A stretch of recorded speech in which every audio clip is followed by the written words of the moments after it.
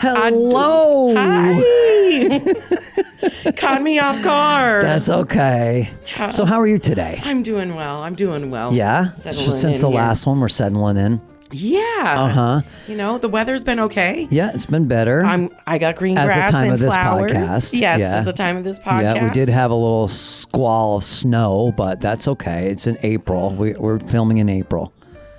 My dog Ragnar, which we love Ragnar. You folks should You've have seen him. some photos.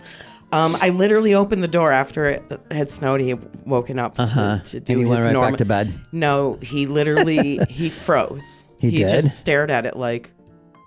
You're gonna make me go out in this. And then he stuck a foot on it. And he took it back like he had never seen snow before. And I was like, buddy, you okay? I'm like, go pee. And he looked at me like, but it was green when I went to sleep. Like his look was literally like, what is this sorcery? You brought this cold back. And Ragnar, he's a smart dog. He is. He really is. He is. You know? It took some coaxing. I went over your house to one day to because I go over from time to time and we talk about podcast stuff. And Sure. So I went over there to let him out one day, and he didn't like really recognize me. He just went right to the couch and just didn't want to move. It was really funny. I heard. I was like, but he likes you when I'm me. here and you're here. Yeah, we played ball and everything, and then he froze. Like, I think his brain goes. I think it was. What's wrong? Where's mom? Yeah. Because you weren't there. You're not mom, and how come you're here? Right. Yeah. That was funny. But I should say that Ragnar. I should note. Ragnar is part red-nosed pit and a lab and something else. And a rescue dog. A rescue dog from an Alabama bait ring.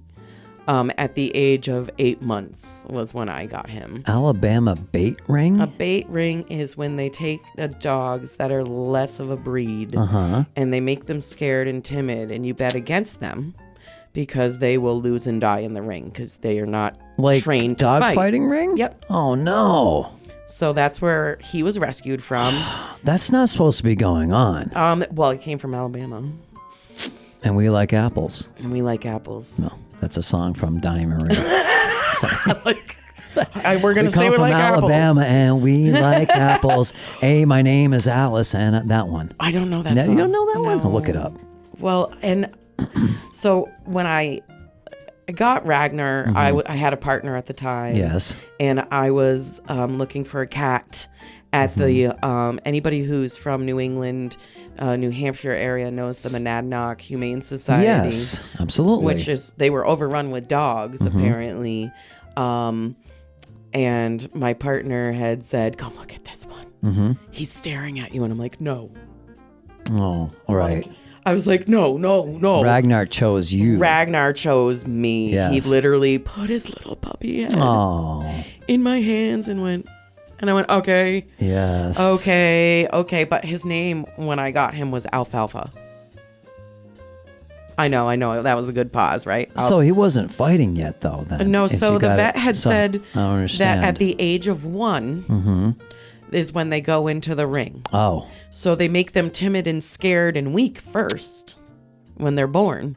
So they won't stand a chance in the ring. So you win on a betting. I'm so unhappy because I'm an animal person. He came straight from Alabama in a van to the Humane Society. Okay. And they were worried that nobody was going to want him because he was part pit bull and he was timid and blah, blah, blah. But I was like, I will take this puppy. Oh, good. I'm glad he ended up somewhere nice. Yep, nice he is. It took 6 months to feed him. I had to take little bits of food and put it on the floor next to the food bowl and sit next to him and tell him it was okay. Okay. Because he would put his head down and his tail between his legs, which tells me he either didn't get fed much or he fought to eat. Oh. So it took 6 months to get him to eat like that and not be quite so timid. And now he loves everyone. Okay. Ragnar is a love sponge. He loves everybody. Except me. He just wants to sit on the couch. He'll get used to you. He will. He'll get used to it. It's really just like, what have you done with my mother? Where have you brought her? Yeah. She left and you replaced her. How come? All right. He's dressed well. and all of these things. So, All right. He's in a good place now, and my mind needs to be in a good place, so I can't stop thinking about things like that because it really hurts me. But that's why these people go to those things and rescue these animals. Well, good. I'm glad he's been rescued. He's been rescued. All right. So what else do we want to talk about today? I want to talk about these, I'm going to call them dire dogs. Okay. Speaking of dogs. Because... Yeah, we've heard about the dire dogs. So tell us. If somebody hasn't heard about it yet. Good. You can look on your phone. I have it brought up already here. Okay. It says here, for the first time ever, scientists say they've made a species to de-extinct the dire wolf. That has died off something like 1 million years ago or whatever. So the person listen, a company based in Dallas says it successfully birthed 3 dire wolves, a species once roamed North America, but has been extinct for more than 12,500 years. Okay. And then it goes on to say that they're not 100% wolf, that they are part dog, and that they have gotten this DNA from a tooth from like a 700,000-year-old dire And there's not enough DNA to produce the actual dire wolf itself. Correct. Which you couldn't do anyway, right? Because you have to put it in another animal, which automatically makes it part of that animal. Yes, is my understanding. Absolutely. And so I gotta wonder, is it some rich dude that's obsessed with the Game of Thrones that really was like, I want my own dire wolf and to go with my castle, and so now we have these. Is this like who's alive enough to know that this is happening? Is this like the Labradoodle thing? I gotta ask. It could be. Are we gonna dire doodle soon? I don't know. Could you imagine a dire doodle? It would be like this tall and curly. So I hear what you're saying, and I did see this. They found this horse that was from a long, long time ago. Okay. They unearthed it, and it actually still had like the blood in it. It's still It was still like intact, but it was all muddy and everything. And so they're saying like they wanted to clone that. But other people are like, let's not do that because it lived a long time ago and it's not really going to be able to survive probably in these times. Do you think? Well, that's my opinion. You know, is I am a firm believer of if it didn't make it didn't make it for a reason. Yes, and that's what my something else replaced it. Right. I'm very much like that. My plants as well. Everybody's like, well, 3 inches deep and you got 5 inches apart, and you got to do this on a Tuesday when it does this. And I'm like, you know what? I'm putting it in the ground. If it doesn't make it, it's not supposed to. Yeah. If it grows awesome, fantastic. Right. So I things that aren't supposed to be around. Has anybody seen Pet Sematary? Yes. Hello? The other day I saw a fire-breathing dragon just down the road on here. Did you? We were, yeah. What? They're back. Oh, that's terrifying. It will be happening soon. I don't know what they're going to eat. That guy that just made the dire wolf, that's his next thing. Yeah. Like, could you imagine? What do dire wolves eat? Only if it has Sean Connery's voice. It's just a name of a wolf, right? That's it. No, a dire wolf. What's a dire wolf? A dire wolf, they're huge. They're super huge. That's my understanding. Super big. Super big. Oh. And they're old. It's a very old species. Well, of course. Of wolf. Right. I think wolves are beautiful. Yeah. I mean, why do we need to though? Yeah, we don't. Is it? Are they working? Are they? Yeah. What is the purpose? Yeah. That's like I don't know if you remember in our area, not exactly my area. Anybody from Massachusetts that knows the Quabbin Reservoir? Yes. Let's have an island for rattlesnakes. We need to bring those back. And why? Rattlesnakes because we need to hear the in our area? Is there rattlesnakes in our area? They literally brought them to an island in the Quabbin Reservoir. Never heard of it. To have them live. Look it up. I will. It was like a couple years ago. I'm trying to catch a memory. What if they swim? Yeah. Do rattlesnakes swim? So everybody's like, so what do we need these? Why? Why don't we eat some rattlesnakes? Well, because, it cuts down on the rat population. Okay. I've never had a rat in my house. Yeah. What rat population? Yeah. Do you guys know something we don't? Yeah. Well, they all do. I still think it's because they really want to hear the sound. Oh my God. Rattle it. I just think of like they're in the desert. I thought they don't. I live where we used to call the mountain behind my house, Rattlesnake Mountain. Oh. I was terrified as a kid to climb it. I was like, where did they come out? Yeah. Should I have special shoes? Why are we climbing the Rattlesnake Mountain? So, they are prevalent to our North America and, especially us Western Mass folk. I know that we have the country watching, but this is from our area. Our area, where we are. In the Massachusetts area. In the Massachusetts area. So, right. this rehoming of animals and this let's clone things. Like, whatever happened to the clone sheep? Yeah. That just poof. That went away. That started happening first. And I guess you can clone your pets now. That's terrifying. So, again, just so you can bring them back. It's the same DNA. It's the same thing. Listen, what's supposed to be dead should stay dead. Yeah. Right. No offense. We all have people and pets we would love to bring back. I would love to bring my mom back. Yeah, of course. But it's not supposed to be. Right. It's just not. And the gods are God or whatever you believe. And depend on your beliefs. They would not be happy about that. Right. At all. So, did you? So we had a pet cemetery as kids. Did you? Yeah. For those stupid birds that would like smack, and you'd be like, yeah, my backyard. Yep. Yeah. What did you do for yours? So we just the How'd whole you make it? How do you make it? Yeah. So we just, depending on what it was, like a mouse or is it a bird or something we found, just give me an example. I'll tell you. Did you bury them in separate spots? We buried them. Yeah. Oh. Yeah. You bury them in separate spots. Okay. Just somewhere where nothing's going to dig it up, make sure, and then dig down a little bit and then just kind of set them in a paper towel that's going to.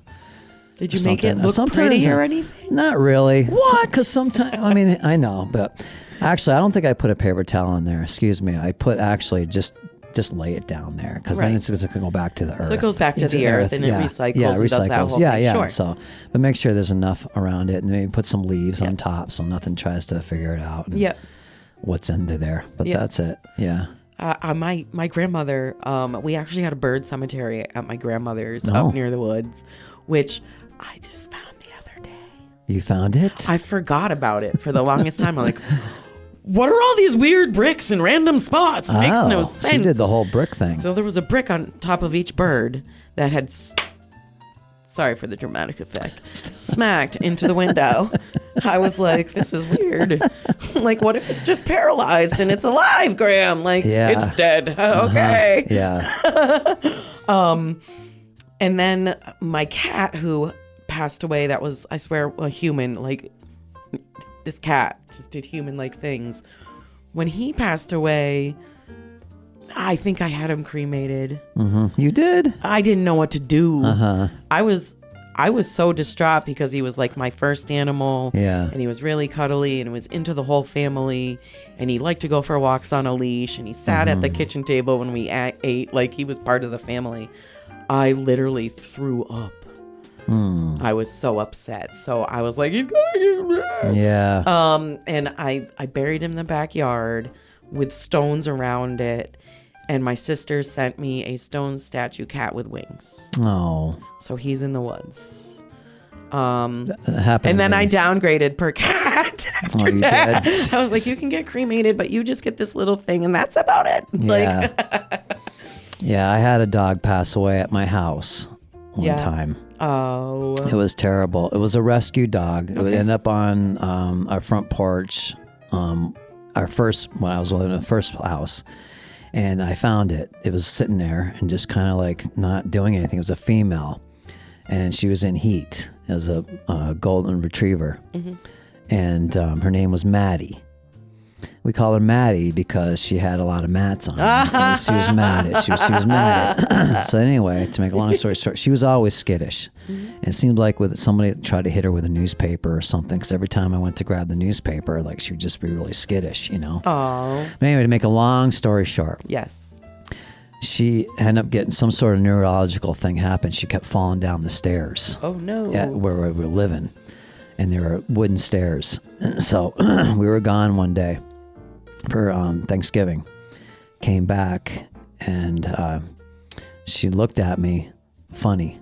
Just kind of looked back at me. Would not move and just kind of turned her head and looked back. Like it was the last time I was going to see her. And I was going to bring her to the vet the next day. And ended up dying overnight. And it was winter. You know, of course, it was snow on the ground. Well, it was November. At least she was home. And so we buried her out in the backyard, and we had my neighbor help me. And it was the worst thing that I had to go through. Yeah, I know. But the ground was really hard. We tried to dig down as far as we could, but we wrapped her in some blankets. I did not put her just down there. Yeah. You know, yep. And, I know she was dead and everything. But, by then it's too late to bring them anywhere. Right. So we went out the backyard, and then I just ended up putting like this cross thing out there. Okay. So I could figure out where she was. People need to understand that. You know. There's people out there that have not had pets. Okay, so let me explain. Yeah. Your pets become part of your family. For those people that leave their dogs outside 24/7 or don't bring their cats in, shame on you. Why bother? That. Yeah, right. Why bother? Yeah. Get more attention at a shelter, to be honest. Yeah, I know. So they're family members. So when they go, it's like a family member. Yeah. It's that simple. So, and some people think, well, it's just a cat, not a dog. It's not. It's more than that. It's just a guinea pig or it's just a ferret. But to the owner, that's some animal that they love. You're taking care of it. Right. Whether it's fish, I had geckos, I had bearded dragons. They were important to me, and I was sad when they died. Yeah, you're helping it to keep alive. They wouldn't stay alive, and then when it's gone, you can't take care of it anymore. And I will say I do rescue animals because I know that some animals belong in their own habitats and whatnot. So these are animals that have been discarded or needed homes for you to make that environment for them. So like a bearded dragon is not going to survive just hanging out on your couch. Okay. It might be all right for a while, but it needs to have heat. It needs to have a light cycle. It needs, so you're responsible for it because of whatever reason it couldn't make it in its own habitat. Or whatever you want to call it. Exactly. Yeah. I enjoy animals. We've all been through a lot with that, though, haven't we? I mean, I've had like at least 5 or 6 cats, even though I'm allergic to cats, but they just kept coming around me. Like, they just showed up on my doorstep when I had an apartment. Yeah, I am. And it's like I can tell when I go in somewhere because I'm like really highly allergic to cats, and if you don't keep it clean in your house, I'll start sneezing and I'll start filling up bad. Yeah, and I have to get out like quick. And so that's too bad. It is bad because I love animals and I love cats. So when I had the cats, I would just not touch. When I touched them, I would just not put my hands to my face like this at all, because it would just happen. Or if they got on my clothes, I would have to change my clothes because if I touched that area, my leg or whatever, if they were sitting on my lap or whatever it is, I just can't do that. Sure. But I had at least 5 or 6 cats, like 3 or 4 dogs, and now I have nothing, and I don't have to take care of anything right now. Let me ask you a question. Do you have plants? I do have 2 little living. plants. They are living. They're not animals. But even that, they're What is that in case people didn't? This is the shaker. This is the new swearing shaker. Okay. So instead of saying like radio edit or Daving having to bleep something, hopefully I'll catch myself before I swear or while I'm swearing, be like... Thinking of it? Okay. So that's it. All right. Get that shaker. Like that. That's funny. And then if that doesn't work, I've mentioned the swearing jar will come out and then we'll have to draw some names. Right. But you know what else? How much is in there now? Nothing. Nothing. Okay. I'm trying. Do you know what else we got? Merchandise. We do. Merchandise. Don't mean to cut that part short. That's okay. But I found some merchandise, and it came. When did it come? It came to your Yeah, place? It came to my place. This fancy pen, which I'm not sure we can pull it up, but we have pens with our names and our faces on them. Oh my gosh. And the coffee mug. And then we have a new business card right which here. Which is pretty cool. That on the back of it has how you can find us. Yeah. And subscribe. Yeah. Maybe if you show that QR code a little bit, just keep it steady. QR code on here. Steady, and then you can scan it right there. There if you want. go. Do it. You subliminally want to subscribe to Mayo and Moxie. Exactly. All right. And then on here, Perfect. On here is David's business as well, Bowtie Productions, Bowtie Studios. Sorry, and then the YouTube and the Spotify. And then again, my face. Oh, you're hilarious. Oh, my goodness. You make me laugh so much. You probably one of the... You make me laugh a lot more than a lot of people laugh. And I'm getting tears in my eyes because I'm laughing so hard. Oh my goodness, I love laughing. I like that I make you laugh. You do. You really do. Love to laugh. Literally, you do. I'm gonna say some it's people hard think, to make me laugh sometimes, but I do laugh a lot. But some people think I'm annoying. Myself. But let's face it, some comedians are annoying. They are. Yeah. But you remember those ones. I love being a comedian. Don't you? I do. I just do. I always just do weird things, and I do. That's what keeps people unique and different, right? Like if we didn't have these little things that we do as individuals, we would be all these robot cookie cutter people that were all like the same. Yeah. And that's just lame. Right. Lame. Mm-hmm. I can't be lame. I'm sorry. Whichever it is on the camera. Right. Like I said before, I don't want to hang around people who are so negative. I'd rather have someone who's positive and just it gives me some inspiration, you know? Well, it gives us the inspiration to actually make one episode. We had talked about making Mayo and Moxie Glitterbombs. Oh, yes. So this is my proposal. I gotta write that Are down. You ready for this proposal? I'm ready. I think we should make a few of them. Mm-hmm. And we should make appearances in some towns and maybe glitter bomb some people and maybe put our business cards and be there and be like, you've been glitter bombed. I love it.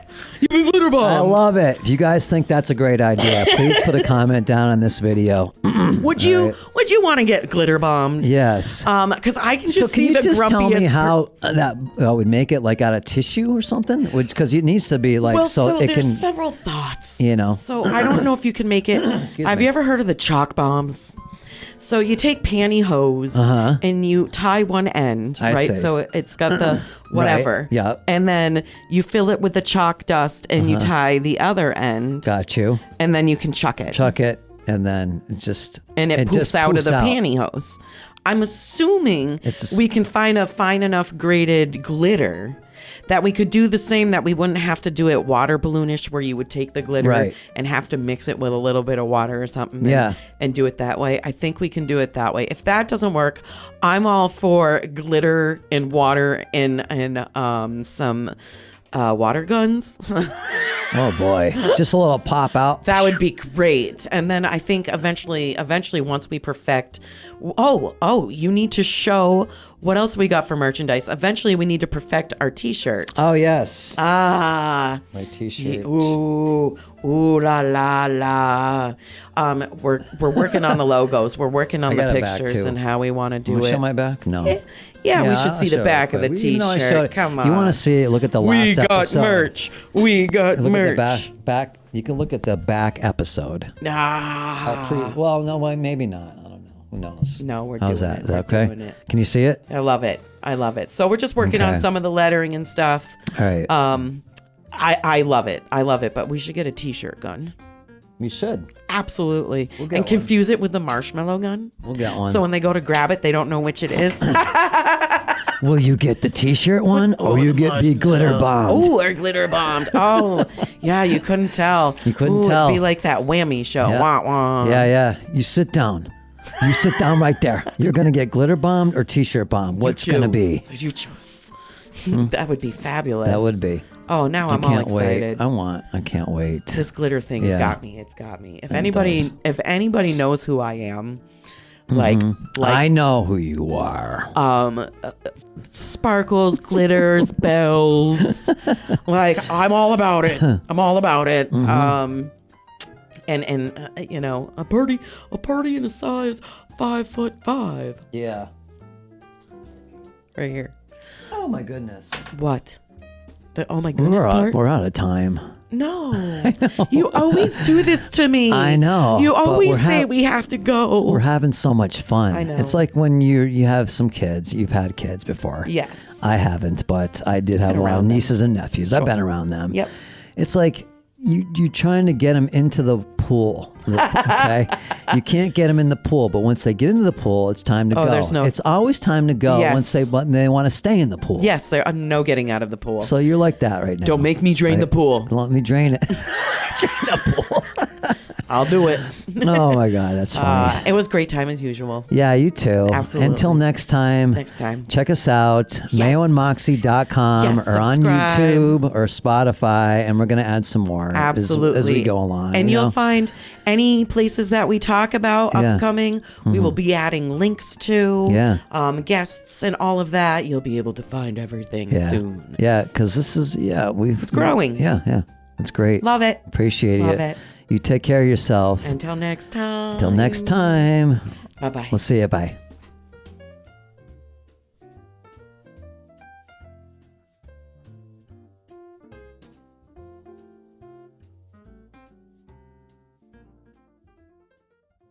You've been Glitterbombs. I love it.